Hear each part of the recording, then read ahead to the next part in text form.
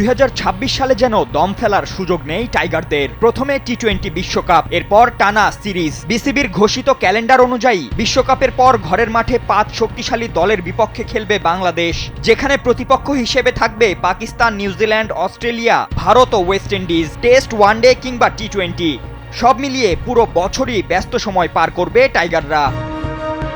টাইগারদের ধারাবাহিক সিরিজের শুরুটা হবে পাকিস্তানকে দিয়ে। 2026 সালের মার্চে 3 ম্যাচের ওয়ানডে সিরিজ খেলতে বাংলাদেশে আসবে পাকিস্তান দল। 12, 14 ও 16 মার্চ অনুষ্ঠিত হবে 3টি ম্যাচ। এরপর এপ্রিল, মেতে হবে নিউজিল্যান্ড সিরিজ। এই সিরিজে সীমিত ওভারের 2 সংস্করণেই নিজেদের শক্তি যাচাইয়ের সুযোগ পাবে স্বাগতিকরা। 17 থেকে 23 এপ্রিল পর্যন্ত চলবে 3 ম্যাচের ওয়ানডে সিরিজ এবং 27 এপ্রিল থেকে 2 মে পর্যন্ত চলবে 3 ম্যাচের টি-20। কিউই সিরিজ শেষে মে মাসেই আবার বাংলাদেশ সফরে আসবে পাকিস্তান, তবে এবার 2 ম্যাচের টেস্ট সিরিজ খেলতে, যা টেস্ট চ্যাম্পিয়নশিপের অংশ। 8 মে থেকে 20 মে পর্যন্ত চলবে এই 2 ম্যাচ।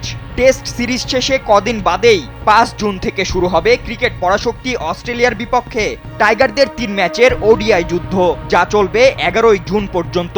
শুধু তাই নয়, ওয়ানডে শেষে 15 থেকে 20 জুন পর্যন্ত অজিদের বিপক্ষে থাকছে 3 ম্যাচের টি-20 সিরিজও।